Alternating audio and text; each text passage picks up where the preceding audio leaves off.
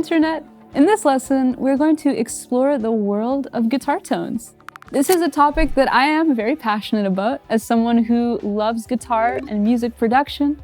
And while I always say there is no requirement for a guitarist to be totally into their gear and tone and everything, there is something amazing about being able to sculpt the sound of your guitar to emulate your guitar heroes, or to help you shape your own artistic identity. Now, one band that experimented with sound design as early as the 60s is Pink Floyd. One of the most famous Pink Floyd albums is, of course, The Wall, which features the incredible track Run Like Hell. And today we're going to be taking a closer look at the song, not only to discuss David Gilmour's incredible guitar work, but also his masterful ability to craft delicious tones. So let's dive right in. I'm using the Line 6 Helix, which is a multi-effect and amp modeler, to help bring us as close as possible to the original studio tone. Now, of course, it'll be impossible, ultimately, to completely perfect this tone without being in the exact studio space, using the exact equipment that David Gilmour played through. Even if you don't have all of the effects and amps that we'll discuss today, hopefully this will still give you the key components to bring you that much closer to authentically replicating the studio tone. So the most obvious bit of equipment that I'm going to be using here is a Fender Telecaster.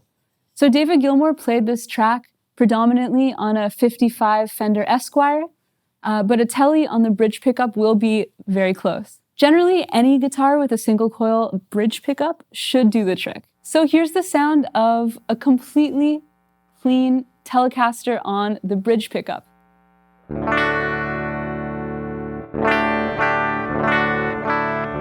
And of course, very important point, my low E string is tuned down to D.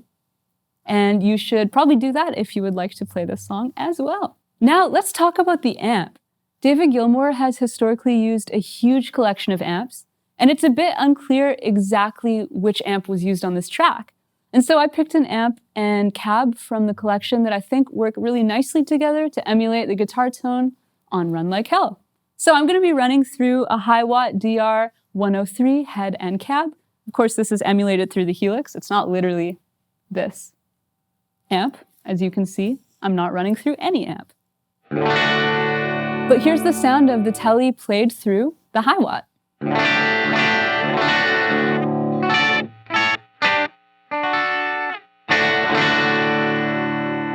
So because I used a computer to program these tones, I was able to get decimal point specific about amp EQ settings. And you certainly don't need to get quite this specific, and you'll likely have to use your ear to dial things in on your own specific equipment to your own taste and, the idiosyncrasies of whatever you're using. But to tell you exactly what I have my amp set to at this starting moment, as potentially a starting point for you, my high watt head has the bass set to 4.1, mids at 6.1, and treble at 4.5. The presence is at 6.8, and I do have a bit of drive coming through the amp at 3.5. Now, this is essential for David Gilmour tone. The master is cranked all the way up to 10. And from my research and what I hear in his music, it generally seems that he keeps his amps fairly clean, but cranks the master channel. So, a loud and clean amp sound is generally a great way to go. Now, one benefit of amp modeling software is that you can often choose what microphone is capturing your tone, as you'd be able to in a studio. So from Gilmourish.com, it seems that all of the guitar tones recorded on The Wall were recorded either directly into the board or captured with an SM57. This is a dynamic mic. That's the type of mic. So what I can't do, however, is move the placement of the mic around too much.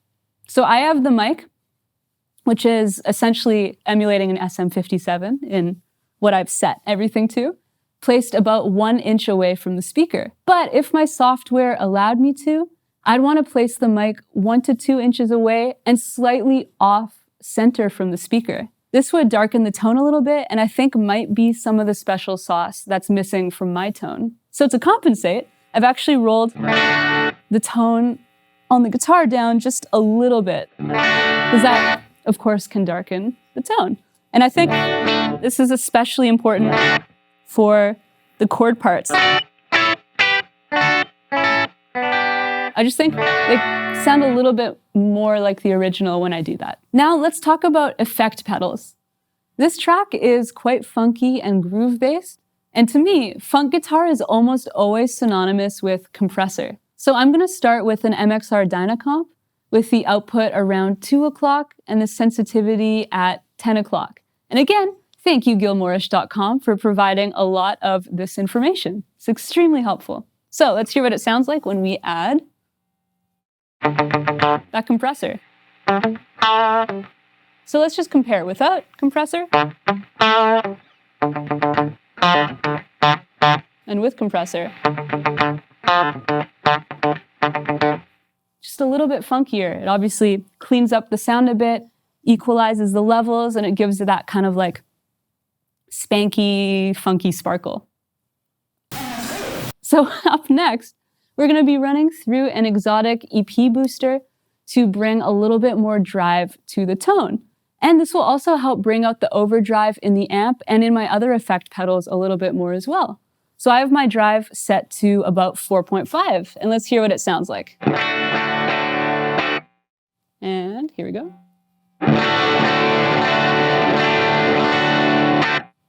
That's definitely boosted and driven. So next, I'm running a real pedal through my Helix because I happen to own an Electro-Harmonix Deluxe Electric Mistress Flanger. It was actually the second pedal I ever bought, which is pretty cool. Actually, no, third pedal I ever bought. So I've had it for quite a while. Now, David Gilmour actually used an earlier model, which was just the Electric Mistress, not Deluxe, which does have a slightly different, more watery character to the tone. So we are missing the exact effect pedal he used, but this will be pretty close. Now, according to Gilmourish.com, you'd want the color at around 10 o'clock, the range at around 10 o'clock, and the rate at around 9 o'clock. Let's hear what that sounds like.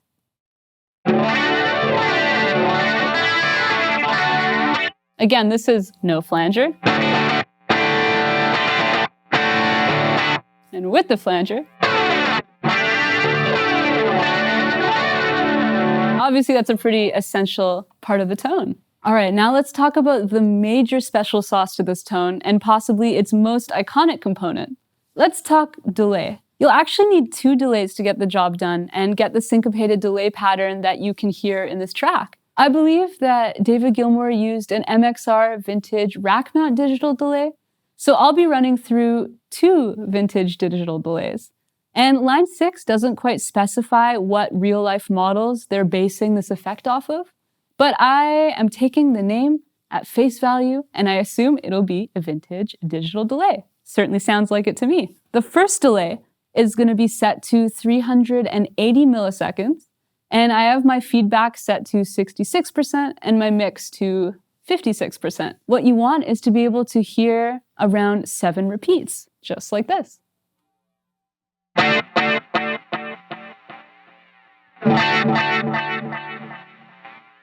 Yeah, so obviously depending on how hard I strike the strings, you hear more or less repeats, but I like the place it's set at, and then we can move on to the second delay, which will be set to 507 milliseconds. And my feedback is set to 5%, and my mix is at 40%. So you want to be able to hear one clear repeat with this delay. So I'm just going to turn the first one off and the second one on. There we go. That's one very clear repeat, which is great. Now, I think another special sauce element here is to not have the first delay run directly into the second delay. The reason for this is because it can muddy up the tone quite a bit, and it will require some tone massaging on your end to clean things up to sound like the original track. Now, of course, this won't always be an option if you only have 2 kind of regular delay effect pedals. But luckily for me, because I'm working through the Helix software, I am able to split the signal so that my compressor, boost, and flanger run into the 2 delays separately. And then the signal converges again into my amp. Now, some delays are actually built with dual channels to achieve the same effect. You could also consider picking up a physical channel splitter, and that could work too. All right, let's try hearing those delays together. This is the exciting part.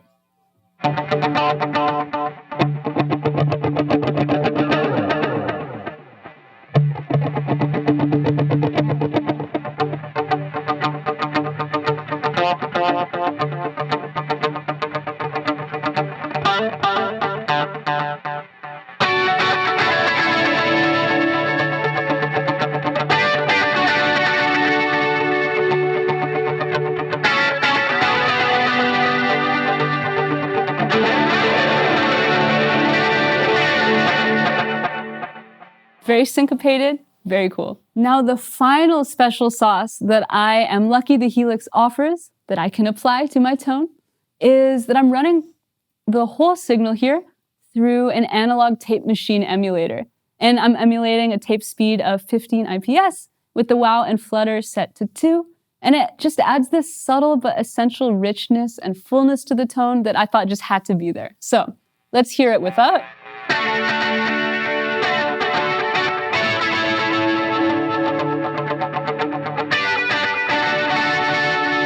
Now let's hear it with.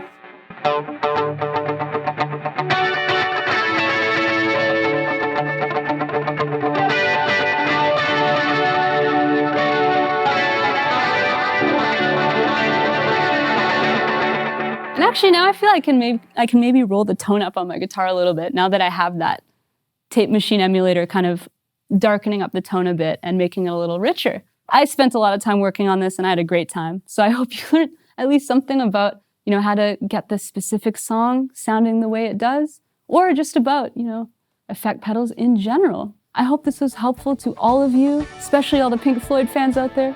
And I hope this video conveyed how inspiring and fun it can be to build a knowledge of how to shape sound. I personally am in love with sound design and that whole aspect of music. So, like I said, I did have a great time making this video. And I hope you enjoyed this lesson, and I will see you